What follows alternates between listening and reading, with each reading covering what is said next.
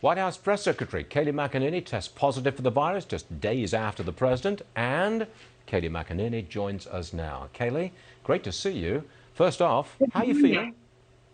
I'm feeling great. Absolutely no symptoms. I'm an asymptomatic case, very blessed in that regard. I know many other Americans were not so lucky, and we certainly hold them in our prayers, especially those who passed away to this terrible disease. Can you give us an update on how the president's doing this morning? Oh, he's feeling great. I've been on the phone with the chief of staff and many others who are saying, you're hard at work, but you are allowed to rest. You know that, right? But he's hard at work, rearing, ready to go, wanting to get back out there. And he's feeling very good, not only in good spirits, but in good health. Well, the president is on his Twitter account right now. He's tweeting as we speak. But I want to know if he will address the nation today, go on camera with a national address, either today or soon. Is it being planned? No decisions have been made on that front. He certainly does want to address the nation at some point. But in terms of timing of that, certainly no plans as of today. But things are always fast moving, so should that change, we'll be sure to let you know. You expect to see him on camera. It may not be an address from the Oval Office, but just on camera. The way he's reassured people over the past couple of days that he's doing okay. Yes, well, if history is any guide, you have seen him on camera each and every day since he contracted the COVID-19 virus. And I suspect that you'll see him in some form today. I'll leave that to him exactly how that is. But if history is any guide, you should see him in some form.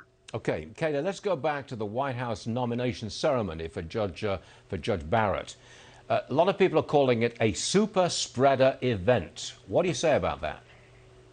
There's no way to say exactly where this originated. Certainly, several of the people who tested positive were at that event, but many of these individuals interact routinely on a daily basis, certainly when it comes to White House staff. So there's no way to put a pinpoint on it, but safe to say that as soon as there were positive cases, contact tracing process began, and we moved forward. And the White House has been plagued by this disease, just like so many Americans, but the president is overcoming this, and America too will overcome this point in our history.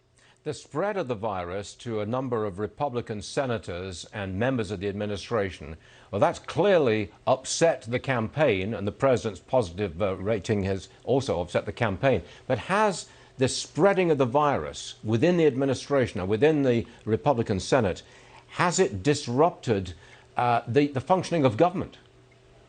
Not in the slightest. Look, I've been there in person when I could. Of course, now that I've tested positive, I'm quarantining. But even in the quarantine process, we are regularly meeting, had a regular chief of staff meeting.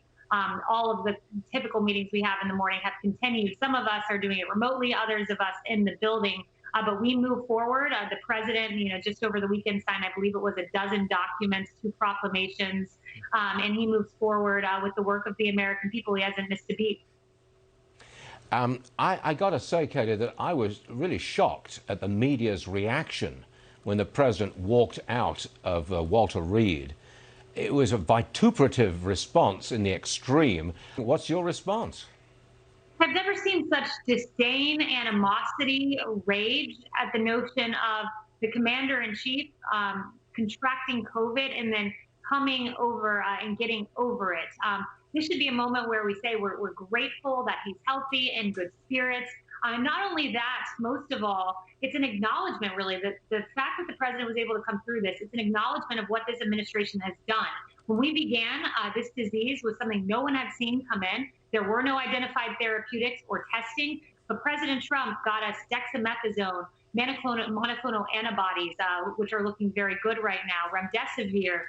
These therapeutics are what got the president through, and these therapeutics are available, remdesivir and dexamethasone, to the American people who contract this illness because this president ripped down bureaucratic red tape and barriers. He says, don't be afraid of the virus. It can't dominate your life.